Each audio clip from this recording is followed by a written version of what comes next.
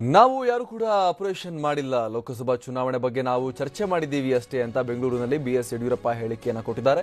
ನಮ್ಮೆಲ್ಲ ಶಾಸಕರನ್ನ ಒಟ್ಟಿಗೆ ಸೇರಿಸಿ ಸಭೆ ಮಾಡಿದ್ದೇವೆ. ಜೆಡಿಎಸ್ ಕಾಂಗ್ರೆಸ್ನಲ್ಲಿ ಒಳಬೇಗುದಿ ಹೆಚ್ಚಾಗಿದೆ, ಅವರು ಅದನ್ನ ಸರಿ ಮಾಡಿಕೊಳ್ಳಲಿ ಅಂತ ಯಡಿಯೂರಪ್ಪ ಹೇಳಿದ್ದಾರೆ. ಮಾಜಿ ಸಿಎಂ ಯಡಿಯೂರಪ್ಪ ಸಿದ್ದರಾಮಯ್ಯರದ್ದು ಎಲುಬಿಲ್ಲದ ನಾಲಿಗೆ ಅಂತ ಹೇಳಿದ್ದಾರೆ. ಈಗಾಗಲೇ ಚಾಮುಂಡೇಶ್ವರಿ ಕ್ಷೇತ್ರದ ಜನ ಸಿದ್ದುಗೆ ಪಾಠವನ್ನ ಕಲಿಸಿದ್ದಾರೆ, ಆದರೂ ಕೂಡ ಆತ ಬುದ್ಧಿ ಕಲ್ತಿಲ್ಲ ಅಂತ ಬೆಂಗಳೂರಿನಲ್ಲಿ ಯಡಿಯೂರಪ್ಪ ಹೇಳಿಕೆಯನ್ನ ನೀಡಿರುವಂಥದ್ದು. ಶಾಸಕರನ್ನ ಬಗೆಯಾಗಿಟ್ಟುಕೊಳ್ಳೋದು ಕಾಂಗ್ರೆಸ್ಗೆ ಬಿಟ್ಟ ವಿಚಾರ, ನಾವು ಎಲ್ಲಾದರೂ ಹೋಗ್ತೀವಿ, ಅದನ್ನ ಕೇಳೋಕೆ ಅವರು ಯಾರು ಅಂತ ಬೆಂಗಳೂರಿನಲ್ಲಿ ಬಿಎಸ್ ಯಡಿಯೂರಪ್ಪ ಹೇಳಿಕೆಯನ್ನ ನೀಡಿದ್ದಾರೆ. ನಾವು ಲೋಕಸಭಾ ಚುನಾವಣೆ ಬಗ್ಗೆ ತಯಾರಿ ಮಾಡ್ತಾ ಇದ್ದೀವಿ, ಚರ್ಚೆ ನಡೆಸ್ತಾ ಇದ್ದೀವಿ ನಮ್ಮ ಶಾಸಕರನ್ನ ಇಟ್ಕೊಂಡು, ಅದನ್ನ ಕೇಳಕ್ಕೆ ಇವ್ರು ಯಾರು ಅನ್ನುವಂಥ ಪ್ರಶ್ನೆ ಯಡಿಯೂರಪ್ಪ ಕೇಳಿದ್ದಾರೆ. ಮಾಜಿ ಮುಖ್ಯಮಂತ್ರಿ ಸಿದ್ದರಾಮಯ್ಯ ನಿಮಗೆ ಮರ್ಯಾದೆ ಇಲ್ಲ, ಲಜ್ಜೆಗೆಟ್ಟಿದಂತೆಲ್ಲ ಹೇಳಿದಾರಲ್ಲ ಅಂತ ಕೇಳಿದಾಗ ಮಾಜಿ ಮುಖ್ಯಮಂತ್ರಿ ಸಿದ್ದರಾಮಯ್ಯರದ್ದು ಎಲುಬಿಲ್ಲದ ನಾಲಿಗೆ, ಚಾಮುಂಡೇಶ್ವರಿ ಕ್ಷೇತ್ರದ ಜನ ಪಾಠ ಕಲಿಸಿದ್ರೂ ಕೂಡ ಆತ ಇನ್ನೂ ಕೂಡ ಕಲ್ತಿಲ್ಲ ಅನ್ನುವಂಥ ಹೇಳಿಕೆಯನ್ನ ಯಡಿಯೂರಪ್ಪ ನೀಡಿದ್ದಾರೆ. ಭಾರತೀಯ ಜನತಾ ಪಕ್ಷದ ಯಾರು ಸಹ ಯಾವುದೇ ರೀತಿ ಆಪರೇಷನ್ ಮಾಡೋದಾಗಲಿ, ಕಾಂಗ್ರೆಸ್ ಜೆಡಿಎಸ್ ಶಾಸಕರನ್ನ ಸೆಳೆಯೋದಾಗಲಿ ಮಾಡ್ತಾ ಇಲ್ಲ.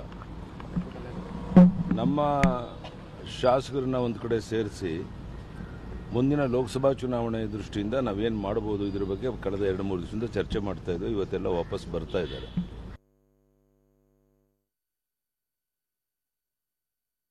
ಮತ್ತಷ್ಟು ಮಾಹಿತಿಯನ್ನು ನೀಡ್ತಾರೆ ನಮ್ಮ ಪ್ರತಿನಿಧಿ ಅಜಯ್.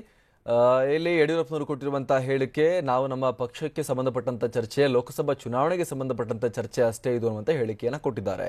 ಆದರೆ ಎಲ್ಲವೂ ಕೂಡ ಬಾಯ್ಬಿಟ್ಟೆ ಹೇಳಬೇಕಂತಿಲ್ಲ, ಗೊತ್ತಾಗುತ್ತೆ ಏನ್ ನಡೆದಿತ್ತು ಅಂತ ಹೇಳಿ. ಅಜಯ್. ಹೌದು ಅಮರ್, ಏನಂದ್ರೆ ಈಗ ಯಡಿಯೂರಪ್ಪನವರು ಒಂದ್ ರೀತಿ ಕಾಂಗ್ರೆಸ್ ಮತ್ತೆ ಜೆಡಿಎಸ್ ಮೇಲೆ ವಾಗ್ದಾಳಿ ಮಾಡಿದ್ರು ಅಂತಾನೆ ಹೇಳ್ಬೋದು. ಯಡಿಯೂರಪ್ಪನವರು ಹೇಳೋ ಪ್ರಕಾರ ನಾವು ನಮ್ಮ ಶಾಸಕರನ್ನ ಒಟ್ಟಾಗಿ ಸೇರ್ಸ್ಕೊಂಡ್ರೆ ಜೆಡಿಎಸ್ನವರು ಮತ್ತೆ ಕಾಂಗ್ರೆಸ್ನವ್ರಿಗೆ ಏನು ಕಷ್ಟ ಅನ್ನೋ ಮಾತುಗಳು ಕೂಡ ಹೇಳಿದ್ರು. ಮತ್ತೆ ಬಿಜೆಪಿಯಿಂದ ಯಾವುದೇ ರೀತಿಯಾದಂತಹ ಕಮಲ ಆಪರೇಷನ್ ನಾವು ಮಾಡ್ತಾ ಇಲ್ಲ, ನಮ್ಮ ಶಾಸಕರನ್ನ ಲೋಕಸಭೆ ಚುನಾವಣೆ ಹಿನ್ನೆಲೆ ಒಂದ್ ವೇಳೆ ಸೇರ್ಸ್ಕೊಂಡಿದೀವಿ ಅಷ್ಟೇ, ನಮ್ಮ ಶಾಸಕರನ್ನು ಒಟ್ಟಾಗಿ ಸೇರ್ಸಿದ್ರೆ ಇವ್ರಿಗೆ ಎಂತ ಭಯ ಆಗುತ್ತಾ ಅನ್ನೋ ಮಾತುಗಳನ್ನ ಕೂಡ ಅವರು ಹೇಳ್ತಾ ಹೋದ್ರು. ಮತ್ತೆ ನಾವು ಒಂದೆಡೆ ಸೇರಿ ಲೋಕಸಭೆ ಚುನಾವಣೆಗೆ ನಾವು ಚರ್ಚೆ ಮಾಡ್ತಾ ಇದೀವಿ. ಇವತ್ತು ನಮ್ಮ ಶಾಸಕರು ವಾಪಸ್ ಬರೋರಿದ್ದಾರೆ, ಅಂದ್ರೆ ಕರ್ನಾಟಕಕ್ಕೆ ವಾಪಸ್ ಬರೋರಿದ್ದಾರೆ. ಕಾಂಗ್ರೆಸ್ ಜೆಡಿಎಸ್ ಒಳ ಜಗಳ ಇದೀಗ ಕೈ ಮೀರಿ ಹೋಗಿದೆ. ಫಸ್ಟ್ ಅವರು ಅದ್ರ ಬಗ್ಗೆ ಚಿಂತನೆಯನ್ನ ಮಾಡ್ಲಿ ಅನ್ನೋ ಒಂದು ಮಾತುಗಳು ಕೂಡ ಹೇಳಿದ್ರು. ಮತ್ತೆ ಅಷ್ಟೇ ಅಲ್ಲದೆ ಈಗ ಸಿದ್ದರಾಮಯ್ಯರು ಕೂಡ ಎಲೆಬಿಲ್ಲದ ನಾಲ್ಗೆ ಅಂತ ಒಂದು ಮಾತುಗಳು ಕೂಡ ಹೇಳಿದ್ರು. ಮತ್ತೆ ಇವರಲ್ಲೇ ಒಂದು ಸಾಕಷ್ಟು ಗೊಂದಲಗಳಿದೆ, ಅದನ್ನ ಇವರು ನಿವಾರಣೆ ಮಾಡ್ಬೇಕು. ಮತ್ತೆ ರಾಜ್ಯದಲ್ಲಿ ತುಂಬಾ ಕಡೆ ಒಂದು ಬರಗಾಲ ಇದೆ, ಅದನ್ನ ಫಸ್ಟ್ ಇವರು ನಿವಾರಣೆ ಮಾಡ್ಲಿ, ಅದನ್ನ ಬಿಟ್ಟು ಬೇರೆ ಬೇರೆ ಮಾತುಗಳನ್ನ ಇವರು ಆಡ್ತಾ ಇದ್ದಾರೆ ಅನ್ನೋ ಒಂದು ಮಾತುಗಳು ಕೂಡ ಹೇಳಿದ್ರು. ಮತ್ತೆ ನಾನು ಇವತ್ತು ಬೆಳಗಿನಿಂದ ಈಗ ತುಮಕೂರಿಗೆ ತೆರಳಿ ಸಂಜೆವರೆಗೂ ತುಮಕೂರಿನಲ್ಲೇ ಇರ್ತೀನಿ. ಮತ್ತೆ ನಾಳೆ ಅಥವಾ ನಾಡಿದ್ದು ಮತ್ತೆ ದೆಹಲಿಗೆ ಹೋಗುವಂತ ಸಾಧ್ಯತೆ ಇದೆ ಅಂತ ಕೂಡ ಯಡಿಯೂರಪ್ಪನವರು ಹೇಳಿದ್ರು. ಅಮರ್. Thank you Ajay.